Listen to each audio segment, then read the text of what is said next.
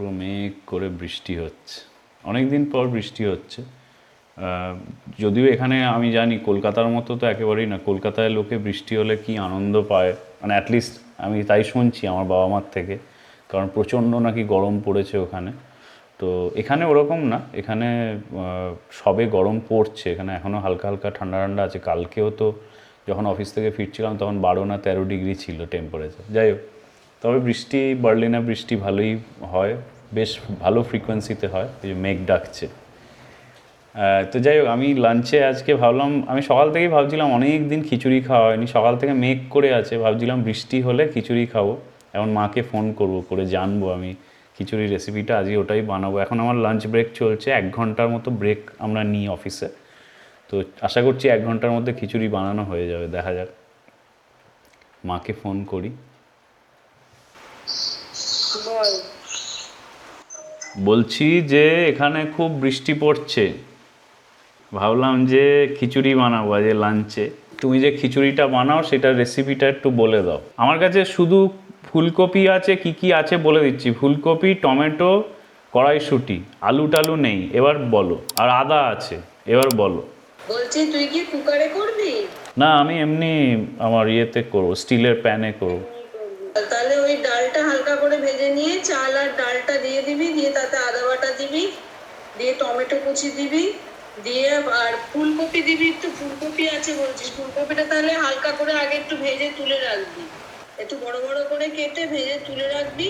দিয়ে ডালটা হালকা করে ভেজে চাল, ডাল, আদা বাটা, নুন, হলুদ, লঙ্কা গুঁড়ো, একটু সামান্য তেল সব দিয়ে বসিয়ে দিবি। খানিকটা হয়ে গেলে ফুলকপিটা দিবি। এবার তবে ঘি দিয়ে খাবি, ঘি দিয়েও নামাতে পারিস বা ঘি দিয়ে খেতেও পারিস, যেটা তোর খুশি। বলছি বাবার নাম করে অল্প করে একটু খেয়ে নিস। কেন তোমাদের ওখানে বৃষ্টি হচ্ছে না? বাবা কি গরম, আমি এখন এসি চালিয়েছি, একটু এত গরম লাগছে। আমাদের বৃষ্টিটা খুব দরকার, আমাদের তো শুনছি নাকি কি ঝড় আসবে, দেখা যাক। ঝড়ের নাম শক্তি। আচ্ছা, দেখা যাক ঝড় আসে কি না।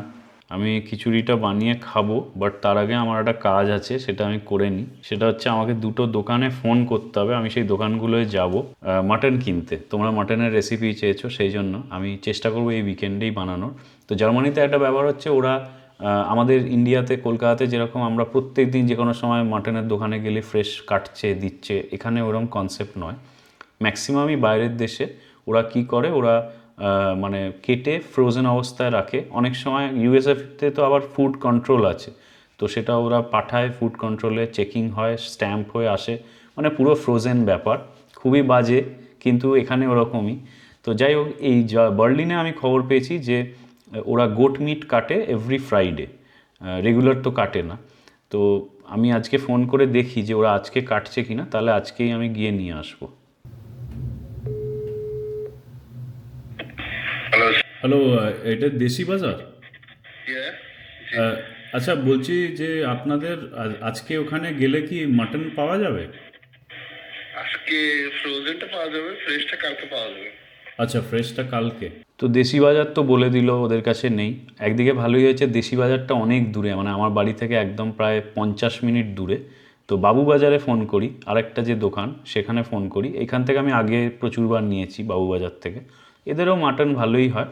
যদি এদের কাছে আজকে থাকে আমি আজকেই নিয়ে চলে আসবো, দেশি বাজারটা পরে ট্রাই করব, তার কারণ আমি এই উইকেন্ডে বানাতে চাই। হ্যালো, হ্যাঁ বাবু ভাই, জি বলছি আপনাদের আজকেও কি ফ্রেশ মাটন আছে? জি আসছে। আচ্ছা, কখন নাগাদ আসবে? যখন আসে, আজকে আসছে। আচ্ছা ঠিক আছে, ব্যাস, ব্যবস্থা হয়ে গেছে মাটনের। আমি আর ওয়েট করতে পারছি না কালকে অবধি, আমি আজকেই গিয়ে নিয়ে আসবো। তবে আজকে ওয়েদারটা খুব একটা ভালো না, ছাতা ফাতা নিয়ে বেরোতে হবে, বাট তার আগে খিচুড়িটা বানাই, বহুত খিদে পেয়ে গেছে। চাহে জো তুমহে পুরে দিল সে মিলতা হ্যায় वो মুশকিল সে। আমি এরকম রান্না করতে করতে গান করি, কি করব, এখানে একাই থাকি, কথা বলারও কেউ নেই, তাই গান করি। ऐसा जो कोई कहीं है बस वही सब से हंसी है उस हाथ को तुम थाम लो, वो मेहरबान कल हो न हो। हर घड़ी बदल रही है रूप जिंदगी, छाँव है कभी कभी है धूप जिंदगी, हर पल यहाँ जी भर जियो, जो है समा कल हो न हो। তোমরা বলো গান শোনাতে, তাই একটা গান শুনিয়ে দিলাম।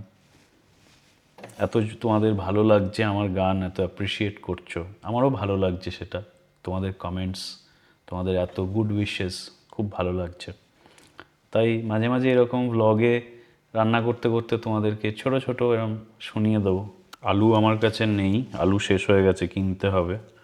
তো কপি দিচ্ছি, কপি দেবো আর ফ্রোজেন পিস। এখানে তো কড়াইশুঁটি ওইভাবে পাওয়া যায় না, এখানে ফ্রোজেন অবস্থায় পাওয়া যায় প্যাকেটে করে। তো ফ্রোজেন পিস আছে আমার কাছে।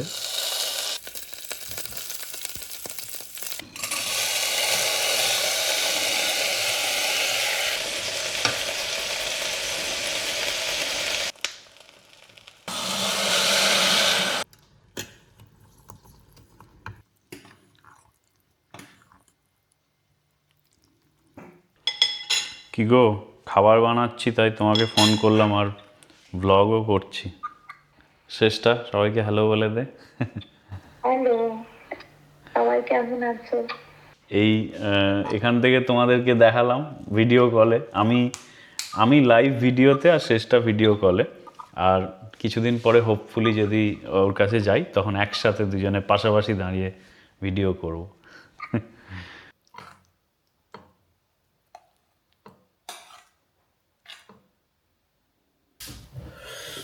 খিচুড়ি হয়ে গেছে রেডি। খুব তাড়াতাড়ি হয়নি, আমার অফিসের একটা মিটিং ছিল, সেটা খিচুড়ি হচ্ছিল ওদিকে, মিটিং অ্যাটেন্ড করে নিলাম, তারপরে খাচ্ছি। এখন একটু দেরি হয়ে গেল আজকে খেতে। ভালোই হয়েছে, মায়ের মতো হয়নি কিন্তু ভালোই হয়েছে।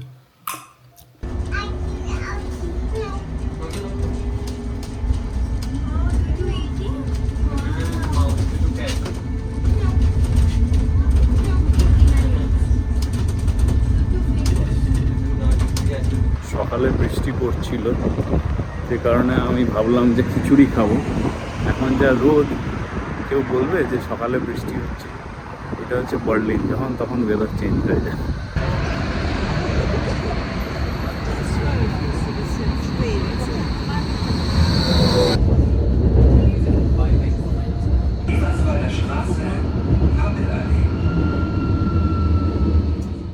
ইউরোপে সামান্য গরম পড়লেই লোকজন এইরকম রোড সাইড ক্যাফেগুলোতে আড্ডা দিতে বসে পড়ে। স্পেশালি জার্মানিতে আমি এটা প্রচুর দেখেছি। আসলে এত মাস ঠান্ডায় থাকার পর ওরা যতটা পারে রোদটা এনজয় করতে চায়। মোটামুটি 35 মিনিট পর আমি পৌঁছলাম বাবুবাজার। আজকে সেরকম সবজি ভালো ছিল না, শাক ছিল 2-3 রকম, কিন্তু ওই অত শাক কিনে বানানো বহুত ঝামেলা, তাই আমি শুধু একটু উচ্ছে কিনলাম। সাথে অফকোর্স মাটনটা তো কিনলামই। ও হ্যাঁ, আরেকটা জিনিস আমি প্রতিবার গিয়ে দেখি, সেটা হচ্ছে মাছ কি আছে। একেবারে মনে প্রাণে বাঙালি তো, তাই মাছ খেতে না পাওয়ার দুঃখটা মাছ দেখেই ভোলানোর চেষ্টা করি। মোটামুটি চেনা মাছ সব রকমই প্রায় পাওয়া যায়, কিন্তু সব ফ্রোজেন, আর এই ফ্রোজেন মাছে আমি সেরকম টেস্ট পাই না, তাই অত কিনিও না। বাবুবাজার থেকে বেরিয়ে দেখলাম তখনও দেরি হয়নি খুব একটা, তাই হেয়ার কাট করাতে চলে গেলাম। অনেক দিন ধরেই ভাবছিলাম, যাওয়া আর হচ্ছিল না। আজকে যেহেতু কাছাকাছি ছিলাম তাই চলে গেলাম। জানো, জার্মানিতে লোকে ভিডিও করা সবসময় পছন্দ করে না, বাট আমি দেখলাম এই স্যালনের ছেলেগুলো খুব স্পোর্টিং। ওরা উল্টে আবার আমি ইউটিউবার শুনে আরও বেশি করে ভিডিওতে ঢুকতে লাগলো। আমার ফাইনালি সব কাজ মিটলো। এখন আমি বাসের জন্য দাঁড়িয়ে আছি। এই পাশে একটা পার্ক আছে, বাস স্ট্যান্ডের পাশে, ওখানে এসেছি। ভিডিওটা এন্ড করব, তো তার আগে তোমাদেরকে বলে দিই চট করে যে আমি চুল কাটালাম, দেখতেই পাচ্ছ।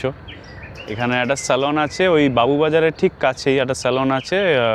ওই স্যালনটা আমাকে ওই শুভায়ন বলে যে ছেলেটা, অন্য ব্লগে দেখেছো কিনা জানি না, ও আমার স্কুলের জুনিয়র, ও আমাকে এটা রেফার করেছিল যে এটা খুব সস্তা। তো সস্তায় বেসিক্যালি 12 ইউরো নিল, আর তার সাথে আমি ওই হেয়ার ওয়াশ করালাম বলে 3 ইউরো নিল। Basically 15 euros which is very less, তার কারণ আমি লেমগোতেও 18 ইউরোস দিয়ে চুল কাটাতাম, তো বার্লিন হিসেবে এটা যথেষ্ট সস্তা।